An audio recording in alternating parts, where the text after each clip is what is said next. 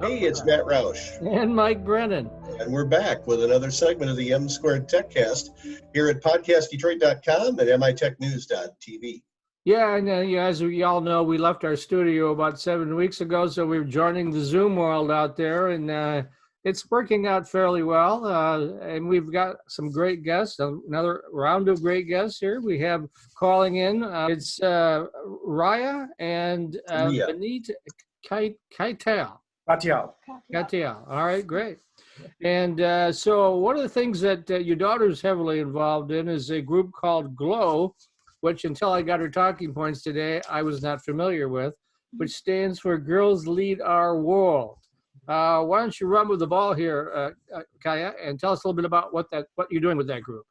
Thank you. So GLOW is a women's empowerment organization that I actually started. And our goal is to create a network of people that can help empower and inspire women around their communities. I noticed that with like an army or a network in your corner, you really can make that extra mile and go a lot farther. So that's our goal. Our website is glowglobal.org. And this kind of all started with my mom. She's a gynecologist in India. And she saw firsthand a practice known as female infanticide, which, it's the deliberate killing of newborns just because they're girls. And obviously there's a stunning realization that this actually happened. So I couldn't let it happen anymore, and I needed to be part of the solution. So it's still going on now in the 21st century? Yeah, at a very it's smaller degree now, but it is still happening in the most rural communities. Yeah. Wow. Around 40 million girls, as of the 2001 India census, have been killed. Amazing. I had no idea. So. Yeah. So your mother was involved in saving some of those girls, right? Yeah, she saved some of these girls, and they were put into an orphanage. So around 8th or 9th grade, I partnered with Rotary to educate these girls into classroom-based skills. So that they could go to college, or when they age out of the orphanage, they are not put on the streets. So with doing that, I noticed that some of these girls actually didn't want to go to college, and they didn't want to, or they couldn't go to college, either one. So we kind of shifted our skills more into skill-based training. So one of the girls actually wanted to be a hairdresser, so we got her skills. We got her placed in a hairdresser. She learned the skills, and now she's self-sufficient. She has her own chair there. She's doing really well now. So going through this around 10th or 9th grade, taking economics in high school and all, I noticed that the problem was, and I coined it as such, as this, the marginalization and the degradation of women. And I wrote a white paper on it. And the white paper, just briefly to go into it, it kind of states that women are considered a burden and weak, and then they don't actually have the opportunity to show themselves or get an education, and then men are then favored, and that cycle just keeps continuing. All right, so another thing that you guys are doing is you're working with International Rotary right now let's tie in, we have a PPE theme going on here in the show today. Let's talk a little bit about that. What are you doing with Rotary? Well, so yeah, I can talk a little bit about that. Yeah. But so so her organization, because of this marginalization that she talked about, she did a symposium, which was a great success in her school. So she came to Rotary and she said, look, we need to help these girls out, not just there, but here. And my wife got involved with that project. And about maybe a couple of months ago, they were sitting on a dinner table, and you want to tell that story a little bit more? Yeah, so we were kind of sitting on the dinner table just talking normally, and she was kind of talking about how she doesn't have PPE and masks at her office. She's a physician. And so I was stunned by this, because we're a nation that we help other nations get PPE and stuff, but we can't provide, for our doctors and ourselves. I was just kind of stunned by that. So I kind of twisted his arm to get some, to access some supply chains that he's known. And we just kind of ordered them. And at first it was just us distributing them to places, but then Rotary hopped on board, was 1,000% into this project, and even promised to reimburse us. Wow. From there, we started just distributing masks, and we started this drive. So she ordered she ordered me to order 4,000 masks that were going to physicians and the nurses, just like my wife, who was a frontline worker helping the patients. And when she went and told this story to Rotary said, well, we'll reimburse you for 100% of those masks. In fact, we want to do more.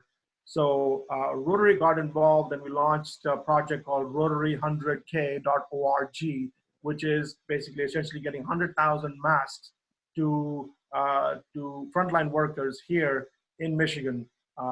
And it just started off because students like her have taken charge of this, life-changing events and seeing how they can help resolve it. So kudos to our new generation for helping us out with this big thing. Now, are these masks cloth masks, throwaway masks? What exactly are they? They're actually real medical grade masks. This is a KN95, KN95, and then we have other protective masks, and then just blue masks that we've distributed all over the place. Yeah, I mean, the average person going into the grocery store doesn't need a 95 mask. That's really for the medical and first responder folks, right? So. Yeah. But now the governor's ruling is that everybody needs masks, and as you can imagine, a lot of the vulnerable people, or our high risk people. Nursing homes is a good example. Riya donated, I think, 100 masks to nursing homes locally. In fact, she sent some KN95 masks to workers who work at nursing homes. We've donated how many to Pittsfield Township? We donated about 500 of the blue masks. We got 500 to the Pittsfield PD and Fire over there, and some U of M students, U of M and MSU students that needed it, that still live in the dorms, still need that, so we gave it to them. And about 1,000 to Michigan and 1,000 to St. Joe's. Hospitals, yeah. Okay, yeah. So talk a little bit about the formation of GLOW. I want to go back to that for just a moment here. So when was this organization founded, and what have you been doing with that organization? Well, this organization, I started the organization around 10th or 11th grade, even though I've been working on stuff throughout high school. Organization was specifically founded in 10th or 11th grade, and from there, we've done a lot of cool things. We hosted, as my dad said, a women's empowerment symposium for the kids at my school, where people could just get in touch with some powerful women from our community who have come from different backgrounds and faced different challenges, and just ask questions, got advice, figured out what they were doing, and it was kind of like a career fair. They got to see what they wanted to do and ask questions. It was really cool. And at first, I would have expected like 5 or 10 students to sign up and come. We actually got around 200. It was a huge success, yeah. And we've hosted a few other symposiums from there, and now we're focusing on the Rotary 100K now. Okay, go ahead, Matt. All right. So where are you now in terms of your education? Are you? I didn't find this out before the event, but are you still in high school? Are you in college now, or what are you doing? I am a senior in high school, so I mean, with school closing, I want to say I'm a freshman in college, but I am a senior in high school now. Okay, in one of the Ann Arbor high schools, or? Yeah, I go to Ann Arbor Pioneer High School. Okay, all right, cool. Yeah, so we're trying to keep her in Michigan, and hopefully she will go to one of the universities in Michigan. She has been talking to a lot of those universities locally, as well as in the East Coast, and we want to keep her here. We want to have her. Make your shameless plug. I was going to say, over here, I know of a technological university in Southfield that is really good and very good at online education. We give every incoming freshman a laptop with all of the software they'll need for their educational program. And that made the switch to online education pretty easy for us because all of the students already had a high-end laptop with all the right software on it. So, I mean, we all want to go back to the classroom, but for right now we can't. So that's where we're at right now. Our summer programs are all going to be online. So, And I'm told from a reliable source, Vineet, that you'd like her to go to the University of Michigan, right here in Ann Arbor. That is Mike's alma mater. Yeah, myself, right. So that's great. No, yeah, we Michigan, MSU. She's applied to Barnard, Wellesley, because all the women colleges. And, the Seven Sisters, yes, right. Yeah, so her motto. I love this motto, by the way, that she came up with. It says, "The future may not know us yet." What is it? History may not know us yet, but the future will. So, all right, very good. I like it. She's out there. So we appreciate you getting us on and getting encouraging kids like her to showcase what they want to do in society. So if people want to help this effort, how do they get a hold of you, and how do they get a hold of the GLOW organization? Well, if they want to contact GLOW and just kind of join the effort, they can go to glowglobal.org. It has a website that's all of our information is on there. And from there, they can also look at Rotary 100K, see what we're doing with Rotary 100K, and go visit the site directly from there. If they need to order masks, if they need masks, they can fill out the form that's on there as well. They can join the effort. There's a lot of cool things if they want to check out the website. That's the best way, I think. And Vineet, talk a little bit about what you do with Sky 7 Ventures. I just found out I was looking at it over the weekend, and I'm not familiar with that organization either. Talk a little bit about that. So Sky 7 Ventures essentially is an incubator or an accelerator that helps the companies at an early stage.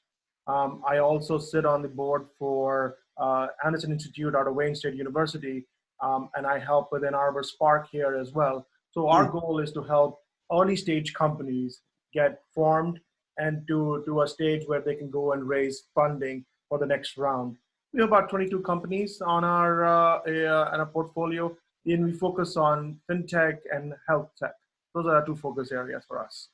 Well, you'll have to get GLOW as one of your accelerator portfolio companies. Yeah, absolutely. I know there's no bias there or anything, right? So yeah, but Dad doesn't know anything, so it's always the You're about to get a lot smarter, believe me.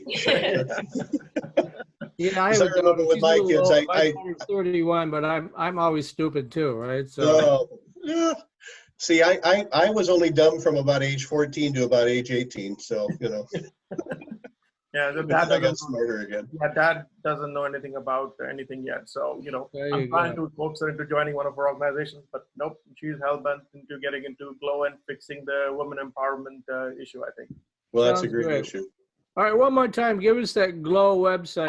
Glowglobal.org, and the Rotary 100K is rotary100k.org. Okay. All right. Thanks very much, Riya and Vineet Katial. Traditional four-year students love Lawrence Technological University's thriving campus life, but LTU has always met non-traditional students' needs too. Lawrence Tech offers over 100 degree and certificate programs that can get adult students started or back on track.